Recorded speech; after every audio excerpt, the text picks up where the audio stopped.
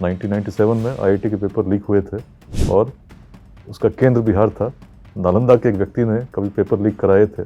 DG थी home guard की शोभा अहोतकर, क्या उन्होंने आपको ब्लडी बिहारी कहा था? उससे बहुत पहले 9th में था, बच्चों ने बिहारी बोलकर भोपाल में चिढ़ाया था। मन में बड़ी पीड़ा हुई थी, बिहारी शब्द अपमान का सूचक कैसे हो गया, ये तो सम्मान का प्रतीक होना चाहिए था। बड़े बड़े उद्योगपति भी बिहार से आते, लेकिन वही उद्योगपति इंडस्ट्री स्टैब्लिश नहीं करते बिहार में। क्या असुरक्षित महसूस करने का कोई माहौल है या क्या वजह है? कोई पुलिस पदाधिकारी यदि ईमानदार हो, कर्तव्यनिष्ठ हो और तीसरी बात उसमें अहंकार ना हो, तो स्वतः लोकप्रिय हो जाता है। वो इंसिडेंट कुछ ऐसा था कि किसी ने आपके ऊपर भी राइफल तान दी थी? हर आदिवासी को हम लोगों ने जगाने का प्रयास किया कि आपके पूर्वज जब इतने यशस्वी थे तभी तो रोहतास किले जैसे कीर्तिमान को स्थापित कर सके। और उस किले पर जहाँ काले झंडे लहराए जाते थे, 26 जनवरी 2009 को पहली बार तिरंगा शान से लहराया, आज 24 घंटे लहराता है। बगहा में भी चीज़ें जब बदली, पहले उसको यूनिवर्सिटी ऑफ क्राइम कहा जाता था अंग्रेजों के द्वारा, पत्रकार मिनी चंबल कहते थे। डकैतों का ऐसा बोलबाला था जिससे बिहार, उत्तर प्रदेश, नेपाल तक प्रभावित था। काम शुरू करते नहीं भय से नीचे लोग, मध्यम त्यजते बीच में, देख विषम संयोग, पर उत्तम वे लोग जो हर दुर्गम पथ झेल, दृढ़ता से पढ़ते सतत बाधाओं को ठेल।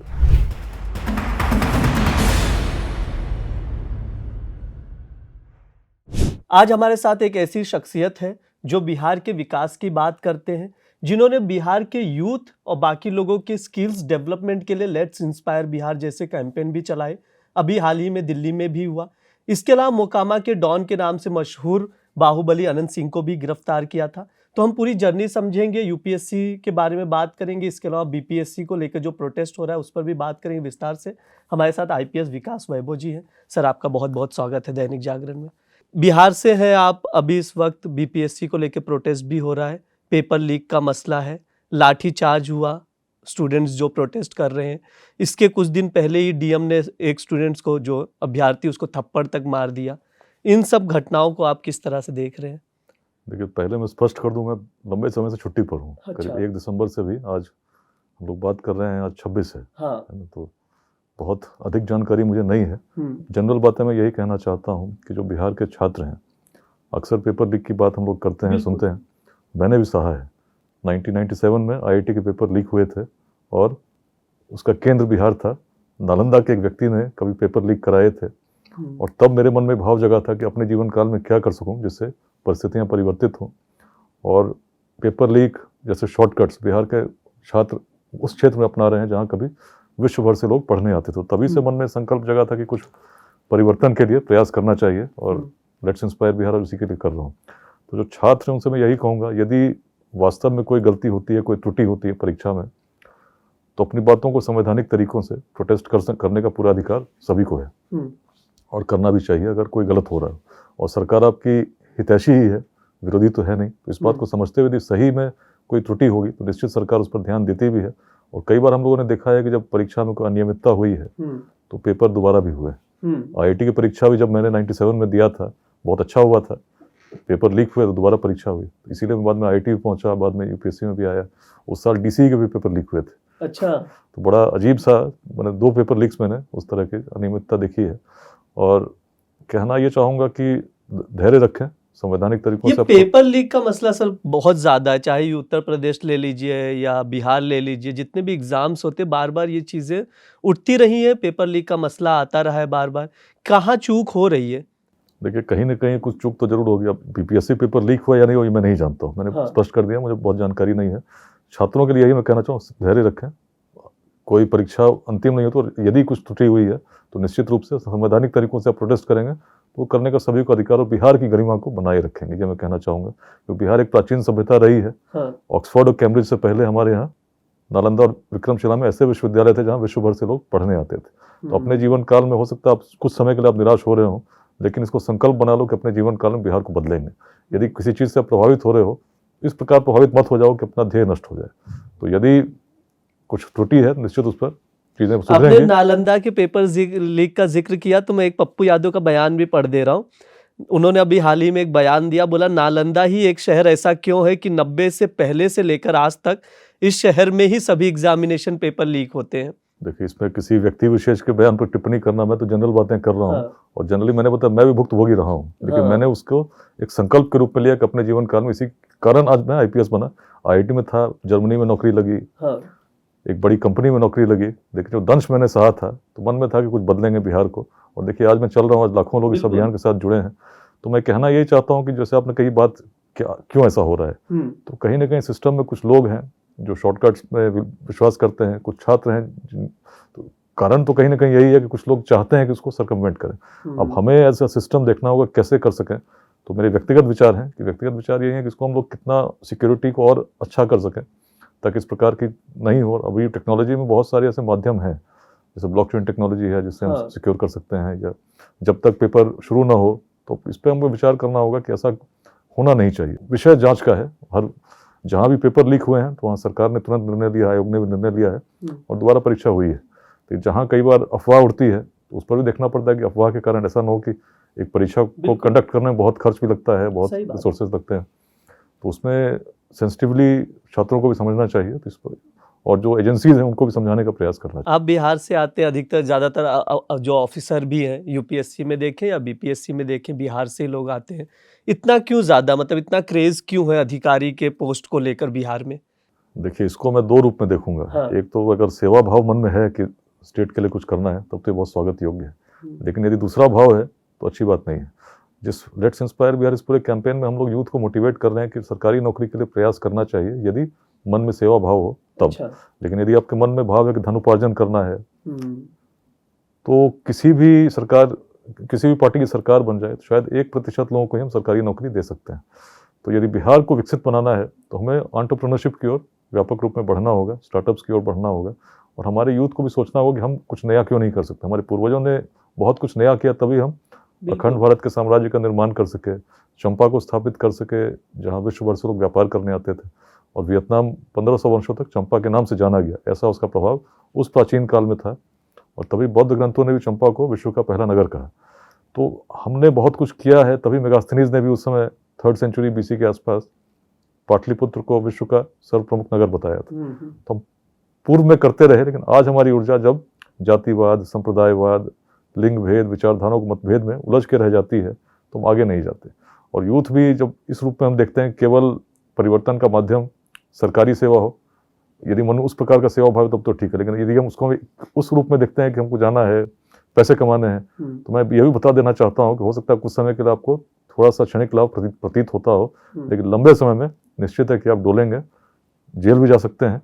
तो क्यों ऐसा कार्य करना है यदि मन में इस प्रकार का भाव हो? तो कुछ अच्छा करें, ऊर्जा को, अपने टैलेंट को अच्छी दिशा में लगाएं। लेट्स इंस्पायर बिहार की मैं बात करूंगा कैंपेन में, देख रहा हूँ आप दिल्ली से लेकर, बिहार से लेकर, स्टार्टअप से लेकर, स्किलिंग से लेकर हर चीज़ पर काम कर रहे हैं।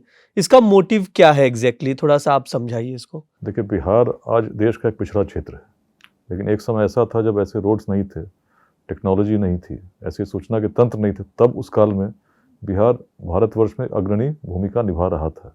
अखंड भारत के साम्राज्य को इसने स्थापित किया, विश्वविद्यालयों को स्थापित किया, विश्व को शून्य दिया, विश्व का प्रथम गणराज्य दिया। तो अनेक अपवाद हम प्राचीन काल से प्रस्तुत करते रहे, जो बताता है कि हमें क्षमता तो अद्भुत है, क्षमता हमारी अद्वितीय है और असीम है, लेकिन यदि क्षमता का उपयोग हम सही दिशा में नहीं करेंगे तो पिछड़ापन जिस प्रकार से आज हम देखते हैं कि छोटे से रोजगार के लिए भी बिहार से लोगों को बाहर जाना पड़ता है। कोई व्यक्ति शौक से घर छोड़कर नहीं जाना चाहता, हर व्यक्ति चाहता है कि अपने घर के पास, परिवार के पास रहें। और इसीलिए लेट्स इंस्पायर बिहार में हम लोग एक स्वप्न लेकर चल रहे हैं कि 2047 तक विकसित भारत में एक ऐसा विकसित बिहार बने जिसमें किसी व्यक्ति को शिक्षा के लिए, स्वास्थ्य के लिए, रोजगार के लिए बाहर जाने की आवश्यकता नहीं हो। एक सामाजिक अभियान है, शैक्षणिक अभियान है, जिसमें हम लोग का प्रयास है कि हर बिहारवासी को हम शिक्षित कर सकें, चाहे किसी जाति का हो, किसी संप्रदाय का हो, और स्किल्ड कर सकें, ताकि केवल सरकारी नौकरी तक ही नहीं, हम स्वरोजगार की ओर भी बड़ी संख्या में अपने यूथ को बढ़ा सकें। और जो यूथ हमारे स्टार्टअप्स की ओर बढ़ें तो एक ऐसा इकोसिस्टम निर्मित हो सके जिसमें उनको हम सस्टेन कर सकें, सफलता प्राप्त करा सकें। बड़ी संख्या में स्टार्टअप्स की क्रांति से ही बिहार में हर व्यक्ति को हम रोजगार दे सकेंगे। तो मैं यही चीज़ नहीं समझ रहा, आप इतना प्रयास करें, लेकिन वजह क्या है? क्योंकि बड़े बड़े उद्योगपति भी बिहार से आते हैं, लेकिन वही उद्योगपति इंडस्ट्री स्टैब्लिश नहीं करते बिहार में। क्या असुरक्षित महसूस करने का कोई माहौल है या क्या वजह है? परसेप्शन के इश्यूज रहे हैं, आप भी जानते हैं बिहार में, लेकिन आज चीज़ें बहुत बदल चुकी हैं। तो ऐसा नहीं है कि आज इन्वेस्टमेंट नहीं हो रहा है, इन्वेस्टमेंट हो रहा है, बहुत लोग कर भी रहे हैं। अभी हाल में बिहार में आपने देखा था बिजनेस कनेक्ट हुआ था, उसमें भी काफ़ी इन्वेस्टमेंट हुआ है कि प्रोमिसेस हुए हैं और लोग कर भी रहे हैं, तो इसमें कोई संदेह नहीं है। हाँ, परसेप्शन के जो इश्यूज हैं उसको हम लोग को भी समझना होगा क्यों ऐसा होता है। कई बार उसकी हर बिहार के व्यक्ति को समझना होगा जो अब कई एक तो मीडिया की भूमिका है। कई बार छोटा सा इंसिडेंट जो बिहार में होता है वही नोएडा में होता होगा, बट बिहार का इंसिडेंट बड़ा हाईलाइट हो जाता है। और कई बार हमें सोचना होगा कि ऐसा जो इंसिडेंट के कारण जो वास्तव में कुछ ऐसा हुआ, जैसे मुझे याद है अभी एक माननीय मुख्यमंत्री जी किसी कार्यक्रम में शायद मधुबनी गए थे, उसमें मछली पालन का कुछ प्रोजेक्ट था जिसका उद्घाटन हुआ, और जब निकल गए तो लोग मछली लूटने लगे। अरे भाई, अपनी इतनी जिम्मेदारी तो होनी चाहिए कि भाई बिहार की गरिमा को भी आप कैरी कर रहे हो, तो थोड़ा समझना होगा कि और जो कैसे इस प्रकार की चीज़ें जब होती हैं बड़ी हाईलाइट होती है, बड़ा एक नेगेटिव इम्पैक्ट जाता है। वैसे ही जब स्टार्टअप्स है या कोई टूरिस्ट आता है तो हर बिहार के व्यक्ति को सोचना होगा कि हमारे साथ जो भी हम करते हैं इससे बिहार की गरिमा भी जुड़ी हुई है। तो दोष जो परसेप्शन का है उसमें कहीं ना कहीं मीडिया का भी है कि जिस चीज़ को, क्योंकि मीडिया वही चलाती है जो ज़्यादा चलता है, तो कई बार चीज़ें सही होती हैं लेकिन छोटी सी कुछ त्रुटि हो गई तो उसको बहुत हाईलाइट करके उस रूप में प्रस्तुत किया जाता है कि बिहार में बहुत कुछ गड़बड़ है। ऐसा नहीं है, बहुत पॉजिटिव स्टोरीज हैं बिहार में। आज आप देखेंगे महिलाएं भी बहुत अग्रणी योगदान दे रही हैं। बहुत सारे ऐसे एग्जाम्पल्स हैं जो आज आपको इंस्पायर कर सकते हैं। जैसे अब मैं एक एग्जाम्पल दूं आपको। हाँ, आर्टिफिशियल इंटेलिजेंस आज पूरी दुनिया उस ओर बढ़ रही है, बिल्कुल, है ना। लेकिन न्यूयॉर्क के एक बहुत बड़े लैब के लोगों ने मुझसे संपर्क किया कि मुंगेर आना चाहते हैं। मैंने कहा आर्टिफिशियल इंटेलिजेंस में मुंगेर क्यों जाना चाहते हो? तो उन्होंने कहा कि मुंगेर में बिहार स्कूल ऑफ योगा है और आर्टिफिशियल इंटेलिजेंस को नेक्स्ट लेवल पर ले जाने के लिए हम वहीं पर जाकर रिसर्च करना चाहते हैं। ये अपने आप में बड़ी बात है कि बिहार में आज भी ऐसे केंद्र हैं जो विश्व भर से लोगों को आकर्षित कर रहे हैं। तो बहुत सारी पॉजिटिव स्टोरीज हैं, उनको हम उतना नहीं समझते। अभी हाल में हॉकी का टूर्नामेंट भी हुआ, नालंदा में ही हुआ, जिस नालंदा की हम बात कर रहे थे। पॉजिटिव स्टोरीज हैं, नालंदा यूनिवर्सिटी भी आपने देखा, वो भी एक अलग। तो कहीं ना कहीं एक परसेप्शन का शिकार बिहार बहुत समय से रहा है, उससे आगे जाने की जरूरत है। इसमें यूथ का भी रोल है, सभी का रोल है, और मीडिया को भी थोड़ा पॉजिटिवली समझना होगा। शिक्षा की बात की तो इस चीज से तो हम लोग इस चीज को नहीं नकार सकते कि प्राचीन के समय से ही बिहार शिक्षा को बढ़ावा देते आया है, विद्यालय का केंद्र रहा है, शिक्षा का केंद्र रहा है, लेकिन इस वक्त वो स्थिति है नहीं, काफी पिछड़ा हुआ लगता है शिक्षा में। उस रूप में देखा ट्रांजिशन चल रहा है बिहार में। बीच में स्थितियां बड़ी विचलित करने वाली थी, लेकिन उससे हम आगे निकल रहे हैं। आज एक बड़ा वर्ग जाति संप्रदाय हर बंधन से ऊपर उठकर बिहार को विकसित होते देखना चाहता है। यही कारण है कि लेट्स इंस्पायर बिहार में जब आज हम कार्यक्रम कर रहे हैं तो 50,000 से अधिक भीड़ हो जा रही है। जो कार्यक्रम न तो धार्मिक है, न उसकी कोई राजनीतिक उद्देश्य है। उद्देश्य केवल एक अपने जीवन काल में बिहार विकसित हो। इसमें हर जाति संप्रदाय के बंधनों को तोड़ते हुए 50,000 से अधिक लोग मुक्ताकाश में जो एकत्रित होते हैं, संकल्प लेते हैं कि हम मिलकर बिहार को बदलेंगे। तो बता रहा है कि बिहार में लोग बहुत आगे सोच रहे हैं। और जिस 2047 के बिहार की बात कर रहे हैं, अब दिल्ली के भारत मंडपम में कार्यक्रम हुआ, सीटें रजिस्टर्ड लोग केवल 600 थे, लेकिन जब आने शुरू हुए तो 2200 से अधिक लोग हो गए। और कैसे लोग आते रहे थे, वो समझ में आ रहा था कि इतना बड़ा वर्ग आज जग गया है जो बिहार में हो या बिहार के बाहर हो, उसके मन में भाव है कि बिहार को हम विकसित होते देखें। और इसीलिए दिल्ली में इतनी बड़ी संख्या में लोग आ रहे हैं एक संकल्प लेने कि हम बिहार को बदलेंगे। और लेट्स इंस्पायर बिहार का उद्देश्य भी यही है कि आप कहीं हो, विदेश में हो, भारत के किसी महानगर में हो, बिहार में नहीं रहते हो, तो भी अपने गाँव से आप जुड़िए, अपने विद्यालय से आप जुड़िए। कुछ योगदान यदि आप उसमें कर सकते हैं तो कीजिए। कई बार हम लोग नकारात्मक दृष्टिकोण लेकर चलते हैं, हम कहते हैं कि भाई चीज़ें नहीं बदल रही, इसमें ये समस्या है। लेकिन लेट्स इंस्पायर बिहार में कहना यही है कि पॉजिटिवली आप क्या कर सकते हैं। यदि आप किसी व्यवस्था को कोसते हैं तो उससे पहले आप देखिए कि आपने इसमें क्या प्रयास किया। यदि हम कुछ नहीं कर रहे, केवल कोसते हैं, तो चीज़ें बदलेंगी क्या? तो if we can make any positive impact. जैसे मुझे याद है जिस समय पेपर लीक की बात में शुरू हुई थी, उससे बहुत पहले 9th में था, बच्चों ने बिहारी बोलकर भोपाल में चिढ़ाया था। मन में बड़ी पीड़ा हुई थी, बिहारी शब्द अपमान का सूचक कैसे हो गया? ये तो सम्मान का प्रतीक होना चाहिए था। प्राचीन काल से हम अग्रणी रहे, भारतवर्ष को दिशा देते रहे। जिस भोपाल में चिढ़ाया गया था उसके बगल में विदिशा में कवि सम्राट अशोक गवर्नर बना के भेजे गए थे। और बाल्यकाल से मन में एक संकल्प जागृत होता रहा, क्यों ना अपने जीवन काल में कुछ ऐसा करूं जिससे बिहारी शब्द पुनः सम्मान का प्रतीक बने। पेपर लीक का झटका लगा, केंद्र बिहार था, नालंदा के व्यक्ति ने किया था। उसके बाद जब IIT पहुंचे तो फर्स्ट ईयर के बाद पिताजी की पोस्टिंग दिल्ली से बरौनी रिफाइनरी हुई। घर से मना किया गया था कि पकड़ के शादी होती है, आप गर्मियों में मत आइए। वही समय था जब उपनिषद पढ़ने का अवसर मिला, जब IIT लाइब्रेरी में घूम रहे थे अकेले, कुछ करने को था नहीं, तो लगा क्या करते हैं, चलो आज कुछ और देखते हैं। लेकिन उपनिषदों को जब मैंने पढ़ने लगा तो मेरा परिचय उस समय याज्ञवल्क्य से हुआ, गार्गी की सोच से हुआ। और तब लगा उस प्राचीन काल में बिहार की नारी में भी ऐसी विद्वता थी कि सबसे बड़े विद्वान को विद्वतापूर्वक चुनौती दे सकती थी। और तब लगा कि तब यदि ऐसे थे इतने लंबे समय के साथ तो चीज़ें और आगे बढ़नी चाहिए। बिल्कुल। क्या कारण है कि हम पिछड़ते चले गए? और तब लगा कि उस भाव से जिससे हम प्राचीन काल में चल रहे थे, जातियां बिहार में थीं, लेकिन ऐसा जातिवाद जिसमें आज संघर्ष हम देखते हैं तब रहा होता तो मगध में सबसे निम्न वर्ग से आने वाले शासक तो कभी आते ही नहीं, नंदवंश का कभी उदय होता ही नहीं, और आचार्य चाणक्य भी चलते तो शायद चंद्रगुप्त की जाति खोजते, लेकिन हम उससे अलग सोचने वाले लोग थे, तभी उस वैशाली को स्थापित कर सके जिसमें 7,707 गणराजा बिना किसी जाति के आधार पर चुन कर आते थे और बिना विवाद के प्रतिवर्ष गणाधिपति को चुनते थे। तो कहने का तात्पर्य है कि हम महान थे उस रूप में क्योंकि हमारी दृष्टि महान थी, तो आज भी हम उसको प्राप्त कर सकते हैं। स्मरण करें हम क्या थे और प्रयास करें कि अपने जीवन काल में हम क्या योगदान दे सकते हैं। पूरे अभियान का यही संदेश है और अच्छी बात यह है कि लाखों की संख्या में लोग जुड़कर इसमें योगदान करने का प्रयास आज कर रहे हैं। 1.5 लाख वॉलंटियर्स हैं इस पूरे अभियान में जो कुछ अपने स्तर से चैप्टर्स में जुड़कर योगदान कर रहे हैं। आपने बिहारी शब्द का जिक्र किया था, इसीलिए मैं आपकी पर्सनल लाइफ से ही जुड़ा हुआ है, इसलिए मैं चाहा कि आपसे ही क्लेरिफाई कर लूँ। डीजी थी होमगार्ड की शोभा अहोतकर, क्या उन्होंने आपको ब्लडी बिहारी कहा था? देखिए, इस बारे में जो बातें हैं वो सरकार ने शोकॉज भी किया था मुझसे, मैंने सारी बातें हुआ क्या था इंसिडेंट? वो सारी बातें पब्लिक डोमेन में है, मुझे दोहराने की आवश्यकता नहीं है। मुझे लगता है कि उस समय भी काफ़ी चर्चा हुई थी। विवादों में पढ़ना नहीं चाहता, normally I avoid any sort of, क्योंकि जीवन में जो ऊर्जा आपको ईश्वर ने दी है पॉजिटिव दिशा में चले, यही मैं चाहता हूँ और हमेशा ये रहूँ। कई बार ऐसा होता है कि भावावेश में जब आप बिल्कुल सकारात्मक हो और कोई लगातार नकारात्मक ऊर्जा का प्रवाह आप पर करता रहे और उस प्रकार से, तो आप कभी आप विचलित होते हो, लेकिन वो क्षणिक होता है। तो कुछ ऐसा ही क्षणिक उस समय ऐसा हुआ था और उस समय तुरंत मुझे लगा नहीं, जो भी ट्वीट की बात हुई तो आपको याद होगा, तो मैंने डिलीट कर दिया था, लेकिन स्क्रीनशॉट चला और उसके बाद मुझे लगा था कि नहीं, जो बातें हैं उसको मैं पहले भी मैंने फोरम्स पर रखे थे, प्रॉपरली अवकाश लूँगा और उस प्रकार से कहूँगा। तो उस समय जो बातें हुई फिर वहाँ से मेरी पोस्टिंग कहीं और हो गई। शायद यही वजह है कि बिहार के लोग आपको इतना ज़्यादा पसंद करते, आपके नाम की सड़क भी बन गई है। देखिए, जैसे पुलिस में मैं हूँ, IPS में हूँ, बगहा में, रोहतास में जिन परिवर्तनों को मैंने साकार होते देखा है उनको कभी लोग असंभव मानते थे, लेकिन मैंने देखा एक संवाद के साथ चीज़ें बदलती हैं। जहाँ तक लोकप्रियता की बात है, तो मेरे जब दरभंगा में सीनियर SP थे तो IG थे उस समय RK मिश्रा साहब, तो उन्होंने एक बात कही थी जो मुझे आज भी बड़ी अपील करती है कि कोई पुलिस पदाधिकारी यदि ईमानदार हो, कर्तव्यनिष्ठ हो और तीसरी बात उसमें अहंकार ना हो तो स्वतः लोकप्रिय हो जाता है। आप इस पैमाने को अपना सकते हैं, कहीं भी देख सकते हैं। यदि कोई पुलिस पदाधिकारी ईमानदार है, कर्तव्यनिष्ठ है और अहंकारी नहीं है, लोगों से मिलने में कोई संकोच नहीं करता, सबकी बातें सुनता है, तो निश्चित वो लोकप्रिय हो जाता है। तो ऐसे में ही आप भाव को देखेंगे, जो भी पदाधिकारी लोकप्रिय हुए हैं तो इन भावों में उनमें निश्चित उस रूप में आप पाएंगे।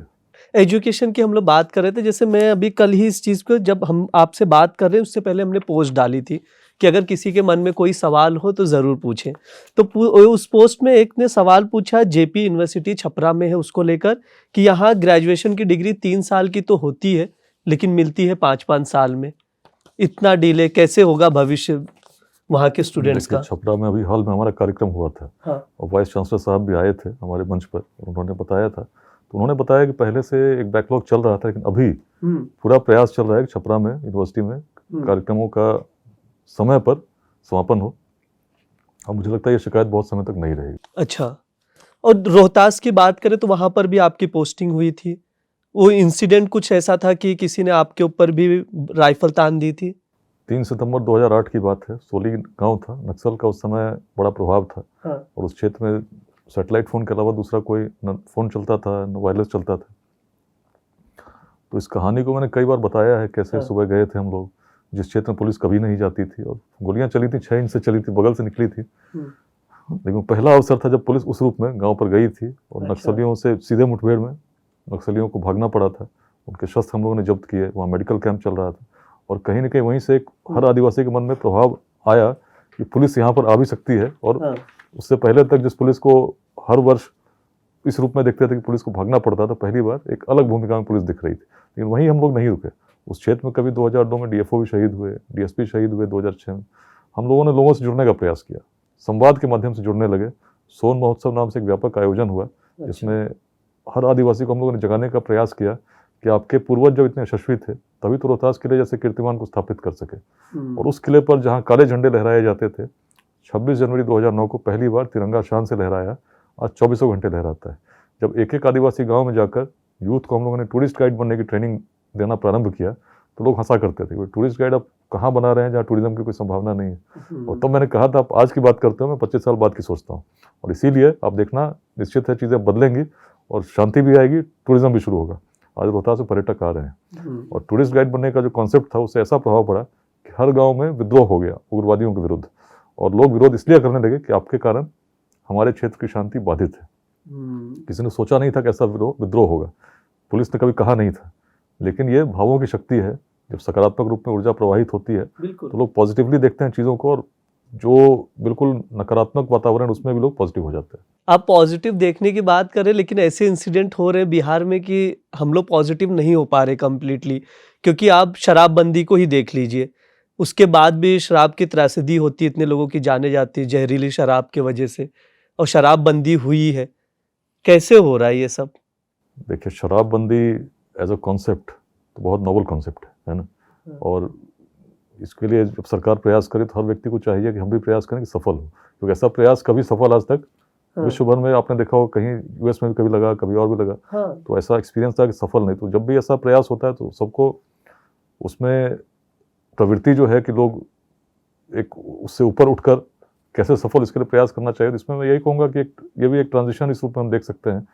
प्रयास पुनीत है, प्रयास अच्छा है, इसमें कहीं कोई संशय नहीं है।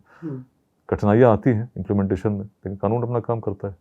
क्योंकि अगर इस तरह से देखें तो बिहार पुलिस पे घूसखोरी का भी बहुत आरोप लगते हैं। पुलिस पर देखें तो सिर्फ बिहार की नहीं बात करेंगे, पूरे देश भर में। तो ये सब स्थिति कैसे बदलेगी, लोगों की सोच कैसे बदलेगी? व्यापक सामाजिक, क्योंकि आप प्रशासन में आप बेहतर समझते हैं। सामाजिक, देखिए पुलिस भी कहीं और से नहीं आती, समाज से ही आती है। तो समाज में अगर उस प्रकार के भाव होंगे कि करप्शन लोग प्रेफर करेंगे, पसंद करेंगे, तो चीज़ें बदलेंगी। सामाजिक एक परिवर्तन होगा तो निश्चित है पुलिस में भी क्या, किसी विभाग में भी चेंज आएगा। तो पुलिस सबसे ऐसा विभाग है जो पब्लिक से डायरेक्टली कनेक्टेड है, और पुलिस जो करती है डायरेक्टली आपको सबसे नज़दीक से दिखता है। तो इसलिए कई बार ऐसा लगता है कि पुलिस में बहुत अधिक भ्रष्टाचार भी है, लेकिन पुलिस में बहुत ऐसे लोग हैं जो बहुत ईमानदारी के साथ काम करते हैं, और तभी इतना बड़ा सिस्टम चल रहा है। बिल्कुल। तो ऐसा नहीं है कि पुलिस पूर्णतः भ्रष्ट है, ऐसा मैं नहीं कहूँगा। निश्चित है हर सिस्टम में कुछ लोग ऐसे होते हैं जो भ्रष्ट होते हैं, और जब वो ऐसा कुछ करते हैं तो आपको लगता है कि पूरा सिस्टम, जनरली मैं यही कहूँगा, जैसे परसेप्शन की बात हो रही है, शराबबंदी के इंसिडेंट्स की बात हो रही है, तो समाज में 90% ज़्यादा लोग पॉजिटिव हैं, सकारात्मक हैं। लेकिन अक्सर होता क्या है कि जो पॉजिटिव लोग हैं निष्क्रिय रहते हैं, एक्टिव नहीं रहते, और जो नकारात्मक लोग हैं 10% होंगे, लेकिन इतने सक्रिय रहते हैं, इतना हल्ला करते हैं कि आपको वही दिखते हैं।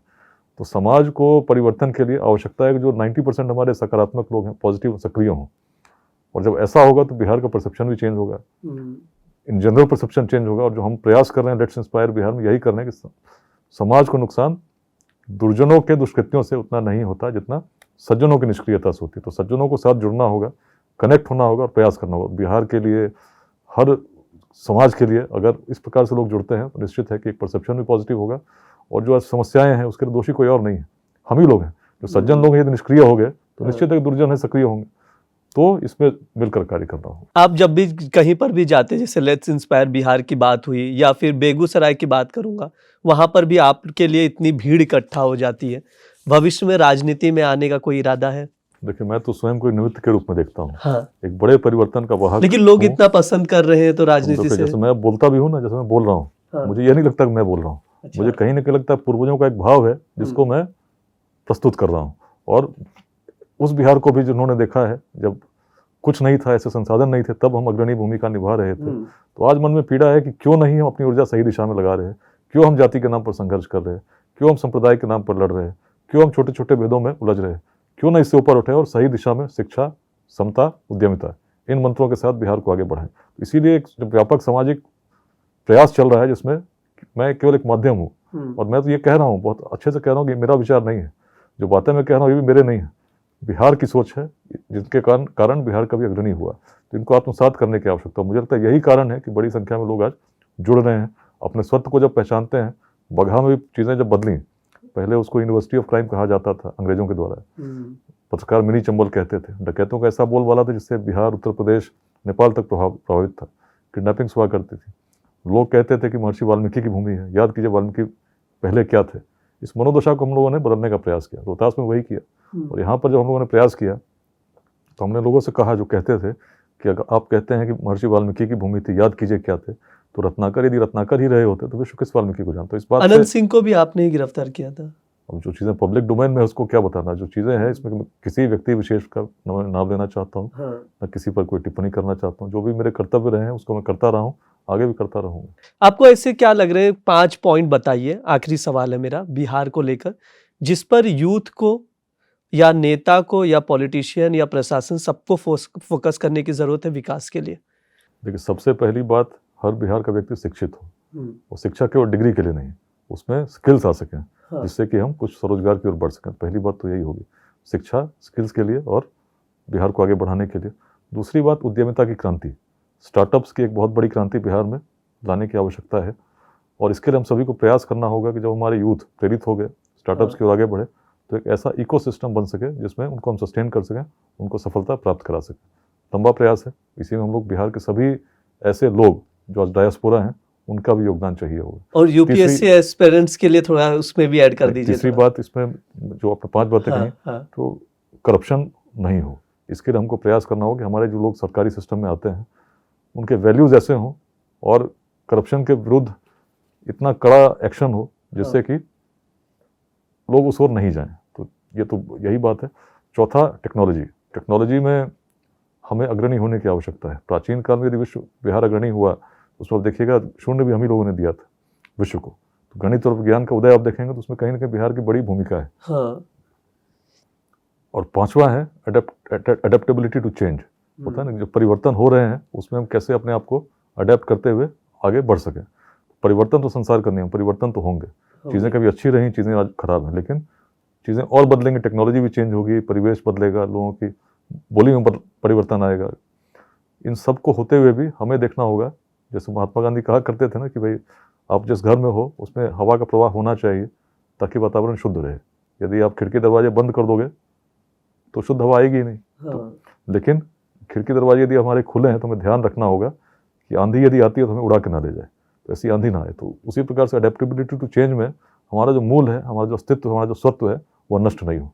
तो बिहार में यदि हम सुनते हैं कि बिहार में इतनी कमी है, इतनी खराबी है, तो याद रखना होगा कि हम ही वह बिहार थे जो कभी अखंड भारत के साम्राज्य का नेतृत्व कर रहे थे, कभी विश्वविद्यालयों को स्थापित कर रहे थे, और हम ही वह बिहार है जो आगे भी अपने हर युवक को रोजगार देने के लिए प्रयास जब करेंगे, निश्चित सफलता तब प्राप्त करेंगे जब छोटे छोटे भेदभाव से ऊपर उठकर वेदांत के संदेश को, जिसमें कोई भेदभाव नहीं है, आत्मसात करते हुए विश्व को नई दिशा देंगे। यूपीएससी एस्पिरेंट्स को क्या मैसेज देना चाहते हैं आप? यूपीएससी एस्पिरेंट्स को या किसी परीक्षा के एस्पिरेंट्स को पहली बात तो है कि आपको प्रयास पूरा करना चाहिए, प्रयास में कमी ना हो, लेकिन प्रयास किस दिशा में इस पर भी विचार करना होगा। यदि हम बहुत कुछ पढ़ लिए जो काम का नहीं है तो हमारी ऊर्जा व्यर्थ होती है। तो क्वेश्चन पेपर्स पहले देखिए, समझिए एग्जामिनर क्या चाहता है, और उसके अनुसार यदि हम प्लानिंग करें कि क्या मटेरियल्स हमको पढ़ने चाहिए, तो मटेरियल्स तो बहुत है, पढ़ना क्या है इस पर थोड़ा चिंतन करना होगा, और आप शेड्यूल बना करके करिए। पूरी ऊर्जा आपने लगाई, फिर भी अगर सफलता पहली बार नहीं मिलती, निराश मत होना, प्रयास कीजिए, आपको और भी अटेम्प्ट मिलते हैं, उसमें प्रयास कर सकें, लेकिन आप अच्छे से यदि आकलन करेंगे क्या कमी हुई, तभी आपको सफलता मिलेगी। तो मैं तो यही कहता हूँ, काम शुरू करते नहीं भय से नीचे लोग, मध्यम त्यजते बीच में, देख विषम संयोग, पर उत्तम वे लोग जो हर दुर्गम पथ झेल, दृढ़ता से पढ़ते सतत बाधाओं को ठेल। तो डिजायर होनी चाहिए, डेडिकेशन होना चाहिए, और सबसे महत्वपूर्ण है डिटर्मिनेशन। जब निश्चय दृढ़ होगा, कोई परीक्षा होगी, आप निश्चित सफलता प्राप्त करेंगे। बहुत बहुत शुक्रिया सर हमसे बात करने के लिए। जैसा कि हमने देखा कि हमने बिहार के विकास पर बात की, जो स्टूडेंट्स हैं वहाँ पर यूपीएससी या बीपीएससी की तैयारी कर रहे हैं उस पर बात की, एजुकेशन सेक्टर पे खास फोकस रखा क्योंकि पेपर लीक के मसले आते रहते हैं। इसके अलावा जो रिजल्ट होता है या ग्रेजुएशन की डिग्री 3 साल में आने की जगह पे 5-5 साल लग जाती, उस पर भी बात की। तो कुल मिलाकर जो हमें पता चला कि हर क्षेत्र में आगे बढ़ने के लिए आपको हर चीज़ें पुश करनी पड़ेंगी और जो कमियां हैं उसको दूर करनी पड़ेंगी। इसी तरह के वीडियोस देखने के लिए आप लोग जुड़े रहिए दैनिक जागरण के साथ। शुक्रिया।